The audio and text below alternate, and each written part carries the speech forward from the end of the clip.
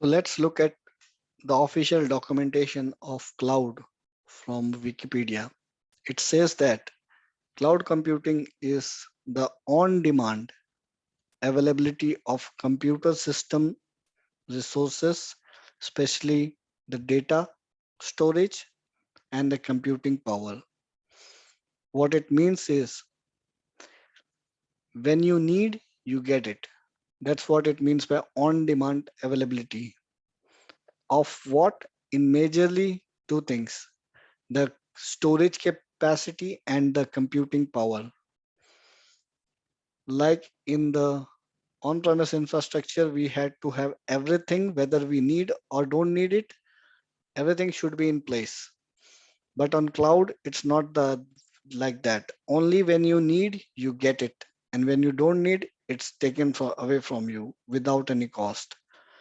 And majorly, we are talking about computing capability, like processing capability of your software application and storage capability, like hard drive, some extra storage or databases.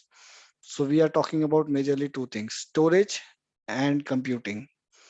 So let's get back to the definition again. Cloud computing is the on-demand availability of resources like storage and computing power without active management by the user, which means that you will get your computing power and your storage and other capabilities without your active involvement, which means you don't have to keep this many people. You don't have to go and buy them from the market, like buy the computer, buy the operating system, buy the storage, buy the database. You don't have to do all those things. There is no active involvement of yours, but still you will get it.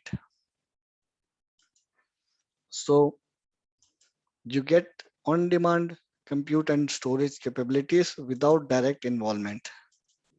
Next thing is large clouds often have functions distributed over multiple locations, each location being a data center. What does it mean? Like on the on-premise, you had to maintain a data center here, another data center there, and make sure to have secure channel communication between them. On the cloud, you don't have to worry about this. This has been already taken care by the cloud provider. They make sure that their data centers are available, multiple data centers are available, and they are available far apart. They are available in different regions. Let's say one is in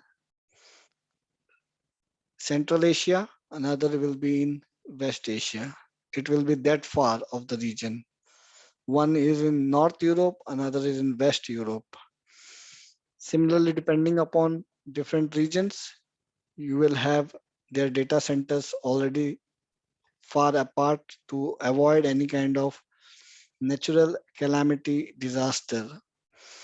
Hence, the disaster recovery is also faster when you go with the cloud service.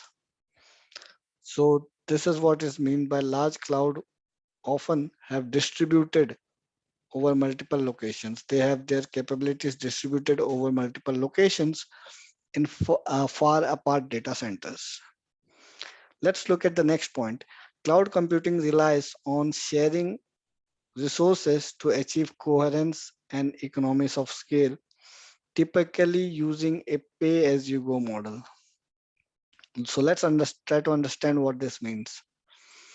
In a normal capability, if you set up this data center, if company once sets it up for its own uh, business like insurance, selling insurance, so the company sets up one data center here, another data center there. It takes all the pain and the cost and all the risk and responsibility and does this setting up.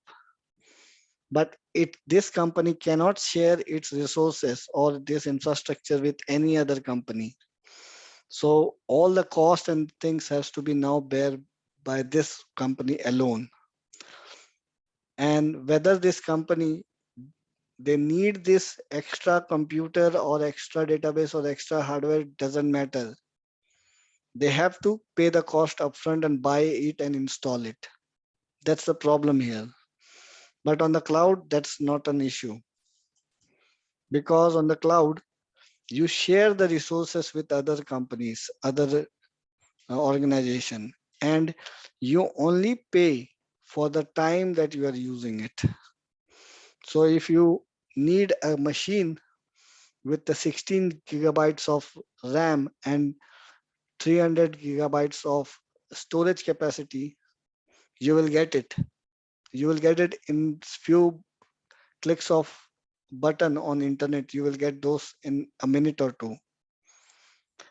And now let's say you only want to use that machine for 2 hours. So only you will pay for that 2 hours.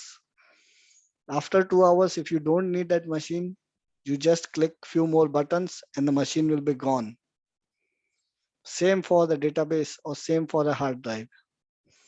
So you get what you want in few clicks of the button via your browser on the internet. You get a machine, you get a hard drive, you get a database, everything. And you only pay for the time you are using the resource. So if you see that your cost is going to be, there will be a lot of traffic coming to your application during New Year and Christmas time, then you can just with few clicks of the button, you can make sure you have the additional capacity of the resources that you need, like the storage or computing capacity. Computing means the server capacity for those days, like for the New Year and Christmas.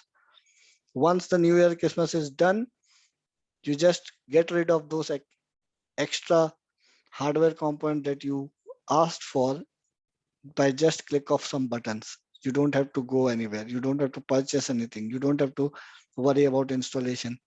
It is all being taken care by the cloud provider. So that's what this means.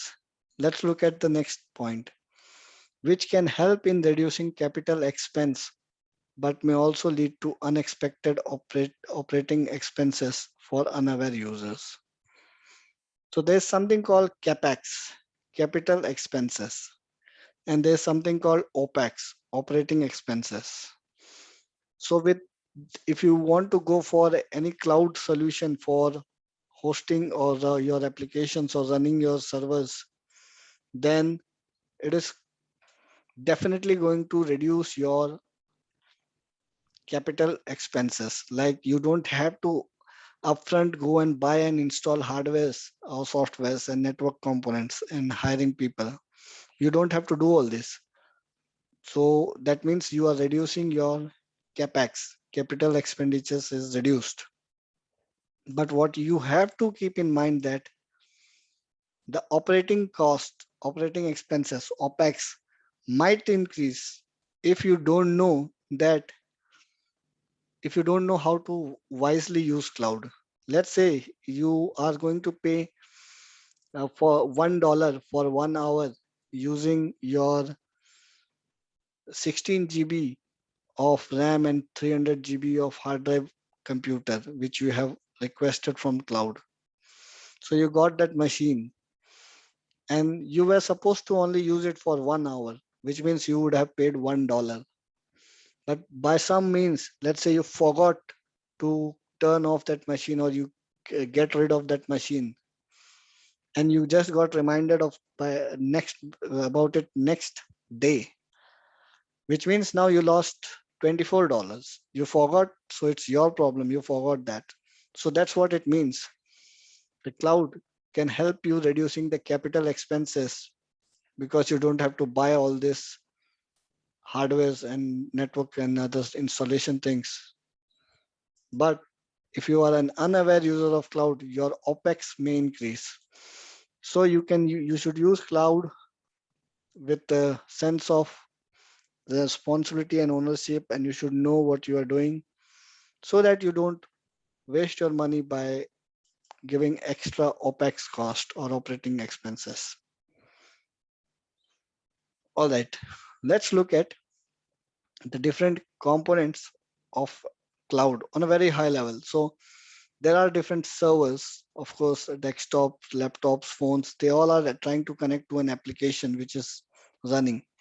So what do you do basically? The application is running, that's fine. But for that application to run, you need some hardware infrastructure, some platform like an operating system. You need some kind of installation like Java, JDK, or Node.js or Python installed. You need some hardware storage. You need some compute processing, like you need big server with let's say 32 GB RAM, five of those servers. You need terabytes of storage data. You need a queue, let's say, because let's say you have a mechanism that publish subscribe kind of mechanism. So you might need a queue, you need a database, you need, let's say, a network interface card. You also want to monitor your application. What is going on in my application at the night or at the day? You need some alerting mechanism. So you need to have monitoring. So all these capabilities are already given to you by the cloud provider in some or the other form. You get all this and you can use all these capabilities to successfully deploy your application, which will be running 24 by 7, and you will only pay for the time it's used. So different kinds of services have different pricing model. So some have, based on the time it's used, you pay the money. So for some it is like, for the how much storage you are storing, you based on that you pay the money. So that's fine, but everything is like pay as you go model, which means you don't pay unnecessary cost if you don't need them. So if you look at who are the different popular cloud service providers till date, so Amazon Web Services, AWS, is one of the famous cloud provider. Then we have Microsoft Azure, which provides cloud services. Then we have Google Cloud, we have Alibaba Cloud. We also have some kind of software as a service cloud provider, like Salesforce provides the whole CRM system. Their whole CRM system they provide as a cloud service. Dropbox is a cloud service which you use basically to store your file. DigitalOcean is another cloud provider. Similarly, IBM, Dell. So there are many such things, many cloud provider. But the popular ones are AWS, Microsoft Azure, and Google Cloud. So these are the different cloud providers, but there are many more small cloud providers, which we don't have to look into, but they all operate on the same model, same definition, and they also provide similar kind of services, which inherently takes away all the challenges that we had in case of on-premise infrastructure.